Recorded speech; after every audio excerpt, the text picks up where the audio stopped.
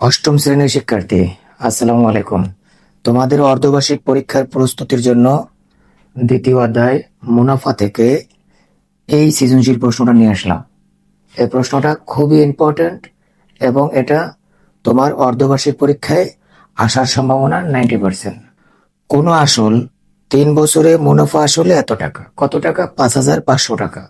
তাহলে এই যে 5,500 টাকা, এখানে 3 বছরের মুনাফাও আছে, আসলও আছে। আবার দেখো, মুনাফা আসলের এত অংশ, তাহলে মুনাফাটা আসলের 8/3 অংশ। এইখানে দেখো ক নাম্বার প্রশ্নটা, সরল মুনাফা ও চক্রবৃদ্ধি মূলধন নির্ণয়ের সূত্রটি লেখো। তাহলে সরল মুনাফার সূত্র, তাহলে আমরা জানি, দেখো ক নাম্বারটা করি। আমরা জানি সরল মুনাফা, সরল মুনাফা, সরল মুনাফা, সরল মুনাফা আই সমান পি এন আর, বা তুমি পি আর এন যাই লেখো। তাহলে সরল মুনাফা আই সমান পি এন আর। তুমি এখানে লিখতে পারো, এখানে এখানে পি সমান আসল, এন সমান সময় এবং আর সমান মুনাফার হার, মুনাফার হার। বাস।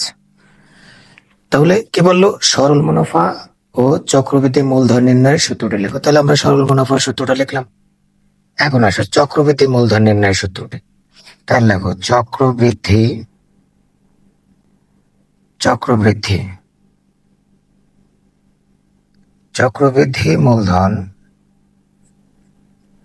তাহলে চক্রবৃদ্ধি মূলধন আমরা কি জানি, যে সি সমান P into 1 + r whole n. এখানেও লিখবা যে এখানে পি মূলধন, আচ্ছা পি মূলধন আর মুনাফার হার, মুনাফার হার এবং এবং এন সময়। বাস, ক নাম্বার প্রশ্নের সমাধান হয়ে গেল। ক নাম্বার প্রশ্নে কি বলছে, যে সরল মুনাফা ও চক্রবৃদ্ধি মূলধন নির্ণয়ের সূত্রটি লেখো। তাহলে আমরা লিখলাম সরল মুনাফা আই সমান পি এন আর, বা অনেকে বলে পি আর এন, সমস্যা নেই। তারপর লেখো এখানে পি সমান আসল, এন সময়, আর মুনাফার হার। আর দেখো চক্রবৃদ্ধি মূলধন সি সমান P into 1 + r whole n. এখানে পি মূলধন, আর মুনাফার হার এবং এন কি সময়। ক নম্বরের সমাধান হয়ে গেল। খ নম্বর প্রশ্নটির সমাধান করতে গেলে আমাদের উদ্দীপক কাজে লাগাইতে হবে। দেখো এটা তুলে নেও। আচ্ছা, এরপরে দেখো খ নম্বরে কি বলছে, আসল ও মুনাফার হার নির্ণয় করো। আসল ও মুনাফার হার নির্ণয় করো। তাহলে উদ্দীপকটা নিয়ে আমাদের কাজ করতে হবে। দেখো, কোনো আসল 3 বছরে মুনাফা আসলে 5,500 টাকা। তাহলে এই যে 5,500 টাকা, এখানে কি আছে? মুনাফাও আছে, আসলও আছে। তার মানে আসল এবং 3 বছরের মুনাফা আছে এটার ভিতরে, অর্থাৎ 5,500 টাকা। এবং মুনাফা আসলের একটা অংশ, মুনাফাটা আসলের 8/3 অংশ। এইখান থেকে আমাদের বের করতে হবে আসল ও মুনাফার হার। দেখো একটু খ নাম্বার শুরু করি। তাহলে আমরা লিখতে পারি যে আসল, আসল প্লাস মুনাফা, আসল প্লাস মুনাফা কত? 5,500। 5,500 কিভাবে? কারণ 3 বছরে মুনাফা আসলে 5,500 টাকা। সেজন্য আমরা লিখতে পারি আসল প্লাস মুনাফা সমান কি 5,500। তারপরে আসো, এই যে এই যে আসল, আসলটা লিখি বা দাও, আসল প্লাস মুনাফা। মুনাফাটাকে কি বলছে? আসলের এত অংশ। তার মানে মুনাফাটার পরিবর্তে আমরা লিখতে পারি আসল গুণ 8/3। ক্লিয়ার? তাহলে লিখি মুনাফার পরিবর্তে লিখি আসল, আসল গুণ 8/3 সমান 5,500। এখন দেখো আমার এখানে আর এখানে, কি আমার আসল কমন যায়, ঠিক কিনা? তাহলে আমরা আসলটা কমন নিই। আসল আসল কমন নেওয়ার পরে আমার এখানে কি থাকে? 1 থাকে, অর্থাৎ 1 থাকে, প্লাস আসল তো কমন গেল, 3 8 সমান 5500। এরপরে দেখো আসল, এখানে আমরা লসাগু করি 8, এখানে 8 8 8 প্লাস 3 সমান 5500। তারপরে আসল এখানে কত হয়? 8, উপরে 8 আর 3 11, তাহলে এখানে 11 সমান 5500। আবার বা আসল 5500, এই ব্যাপারটা আমরা ওই পাশে পাঠাই দিই। ওই পাশে পাঠাই দিলে এটা উল্টে যাবে, অর্থাৎ 8 উপরে হয়ে যাবে, 11 নিচে যাবে। তাহলে এটা আমরা ভেবে করি 8 উপরে 11 নিচে।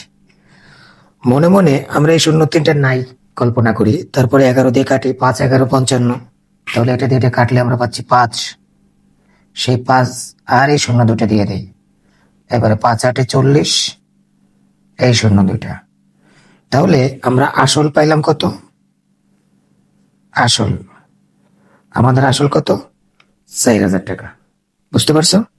তাহলে আসল আমাদের 4000 টাকা, আর এখানে 5500 টাকা।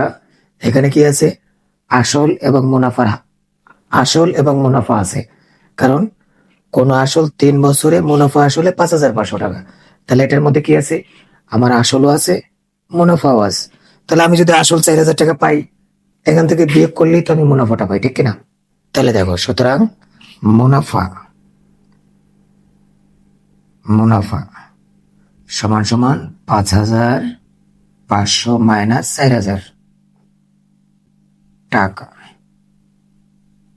বিয়োগ করলে পাই 1500 টাকা। 1500 টাকা হইল। আমরা আসল বের করলাম, মুনাফা বের করলাম, কিন্তু আমাদের অঙ্কে কি বলছে? আসল ও মুনাফার হার নির্ণয় করো। আমি এখান থেকে আসলটা বের করে ফেলছি 4000 টাকা, আর মুনাফা বের করছি, কিন্তু আমাদের কাছে আসলও চাইছে, মুনাফার হারও চাইছে, ঠিক কিনা? তা আসলটা তো আমরা বের করছি, এখন আমরা মুনাফার হার বের করবো, ঠিক আছে? আচ্ছা, তাহলে এই তথ্যগুলো, এখানে যে যে তথ্যগুলো আমরা পেয়েছি সেগুলা কাজে লাগে, সূত্র অ্যাপ্লাই করে আমরা মুনাফার হারটা বের করে ফেলবো। এতটুকু তুলে নাও, আমি মুছে ফেলবো। আচ্ছা, দেখো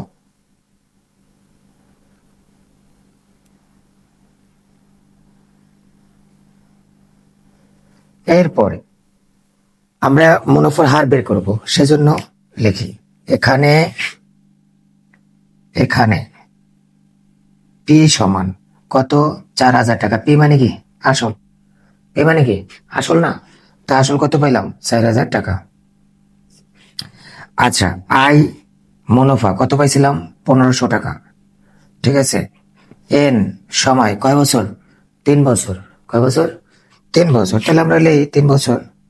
3 বছর, কথা বুঝছো? আচ্ছা, আমরা বের করবো আর, আর ইকুয়াল হট। এখন আমরা সূত্রে যাই। আমরা জানি আমরা জানি আমরা কি জানি?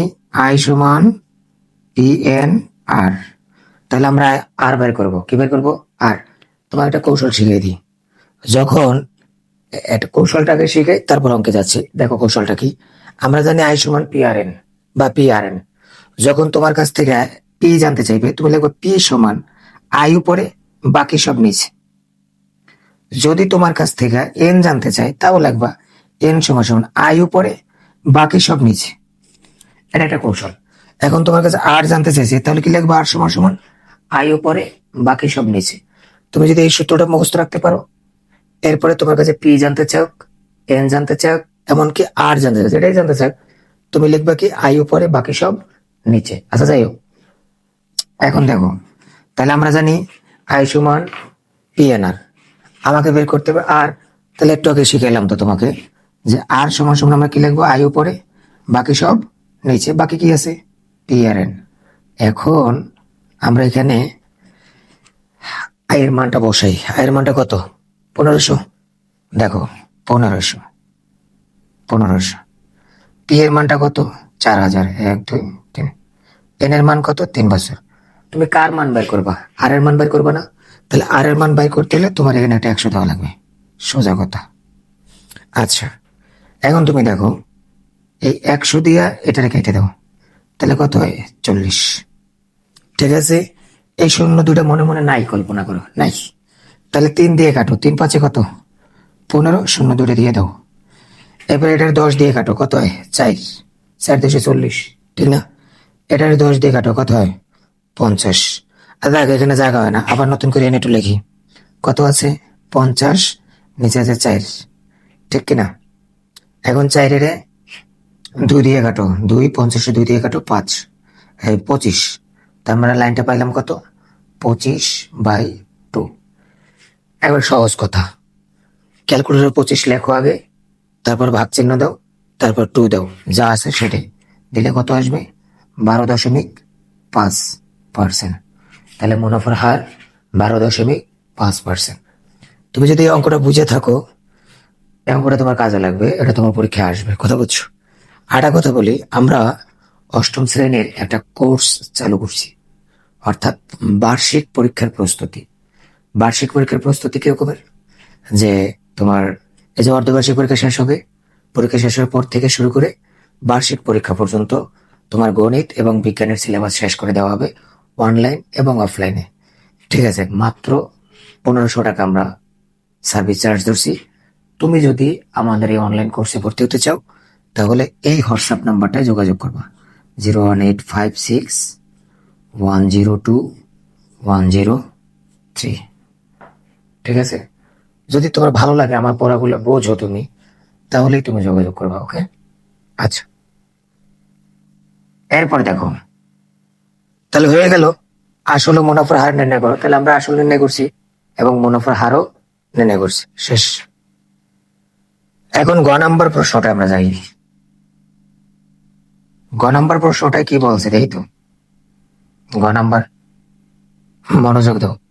উক্ত আসল, উক্ত আসল, তা আসল কত? 4000 টাকা। উক্ত আসল, আসল কত? 4000 টাকা। মুনাফা আসল, মুনাফা আসল, মুনাফা আসল কত? 5500 টাকা। তাহলে কি কইছে? উক্ত আসল মানে 4000 টাকা, এবার বলছে মুনাফা আসল মানে 5500 টাকা। যথাক্রমে একটি ছাগলের ক্রয় মূল্য ও বিক্রয় মূল্য। আচ্ছা, তাহলে উক্ত আসল হলো ক্রয় মূল্য আর মুনাফা আসল হলো বিক্রয় মূল্য, ঠিক কিনা? তাহলে ছাগলের ক্রয় মূল্য 4000 টাকা আর বিক্রয় মূল্য 5500 টাকা। পেয়ে গেছি। শতকরা লাভের পরিমাণ নির্ণয় করো। অঙ্কটা কিন্তু পরীক্ষায় আসবে, বিশ্বাস করো, তুমি যে স্কুলের স্টুডেন্ট হয়ে থাকো, এই অঙ্কটা কিন্তু তোমার পরীক্ষায় আসবে। তাহলে আমরা দেখি গ নাম্বার। তাহলে খ নং হতে পাই, লেখো, খ নং হতে পাই, খ নং হতে পাই কি পাই? আসল পাই। আসল, আসল কত টাকা পাই? 4000 টাকা। কত টাকা? 4000 টাকা, ঠিক কিনা?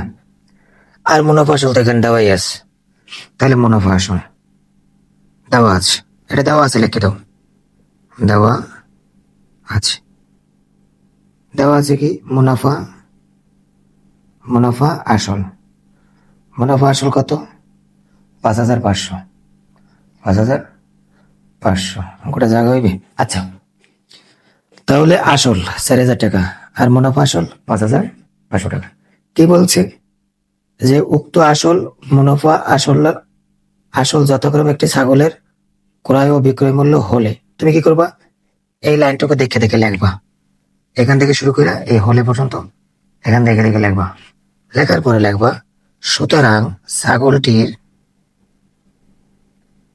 ছাগলটির ক্রয় মূল্য, ছাগলটির ক্রয় মূল্য 4000 টাকা। টাকা, ছাগলটির ক্রয় মূল্য কত? 4000 টাকা। আমি আবার বলি, এতটুকু লেখার পরে এই পর্যন্ত দেখে লিখবা, উক্ত আসল ও মুনাফা আসল যথাক্রমে একটি ছাগলের ক্রয় ও বিক্রয় মূল্য হলে, তারপর লিখবা ছাগলটির ক্রয় মূল্য এত টাকা, এবার লিখবা বিক্রয় মূল্য, বিক্রয় মূল্য। বিক্রয় মূল্য কত? 5,500। আচ্ছা, বিক্রয় মূল্য কত? 5,500। এখন আসো বলতে শতকরা লাভের পরিমাণ। আগে দেখো এখানে লাভ হয়েছে কত। কিনছে 4,000 টাকা দিয়ে, বেচছে 5,500 টাকা, লাভ হয়েছে কত? 1,500 টাকা। এটা আমরা বের করি। সুতরাং লাভ লাভ সমান সমান কত আছে? 5,500। 5,500 বিয়োগ 4,000 সমান সমান 4,000 সমান সমান 1,500 টাকা। 1,500 টাকা লাভ হয়েছে। আচ্ছা, 1,500 টাকা লাভ হয়েছে। তোমাকে কি জিজ্ঞেস করছে? শতকরা কত টাকা লাভ হয়েছে? কে? শতকরা কত টাকা লাভ হয়েছে। তাহলে এখানে লাভ এবং ক্ষতি এটা হিসাব করা হয় ক্রয় মূল্যের উপরে। বলো, লাভ এবং ক্ষতি হিসাব করা হয় কার উপরে? ক্রয় মূল্যের উপরে। তাহলে আমরা এখন লিখতে পারি যে এখানে ক্রয় মূল্য কত? 4,000 টাকা। তাহলে 4,000 টাকায় 4,000 টাকা, এটা এইভাবে লিখে না, একটু জায়গা করে লিখি। দেখো, এটাকে মুছি। দেখো, 4,000 টাকায় 4,000 টাকায় লাভ হয় কত টাকা? 1,500 টাকা। 1,500 টাকা। 4,000 টাকা লাভ হয়েছে কয় টাকা? 1,500 টাকা। তাহলে 1 টাকায় লাভ হয়, তাহলে 1,500 নিচে 4,000। আচ্ছা, আর 100 টাকায় লাভ হয়, 100 টাকায় লাভ হয়, 100 টাকায় লাভ হয় 4,000 নিচে 1,500। 100 টাকায় লাভ হয়, 100 উপরে। 100 যেটা কেটে দাও, দুটো শূন্য বাদ দিয়ে লেখো 40। কথা ক্লিয়ার? আচ্ছা, এখন আসো এখানে এই শূন্য কেটে দাও। উপরে কত আছে? 150। 150-এর 4 দিয়ে ভাগ দাও। এটা ভাগ হবে না, ক্যালকুলেটর ডাইরেক্ট দিয়ে দিই যে তুমি 150 লেখো আগে ক্যালকুলেটারে। ক্যালকুলেটার আগে উপরটা লেখো 150। 150 ভাগ 4 দেও। 4, বেশি কাটাকাটি করে বড় করলাম না। সমান সমান 37.5% হয়েছে। কত হয়েছে? 37.5%। তাহলে ছাগলটা বেচে শতকরা লাভ হলে কত? 37.5%।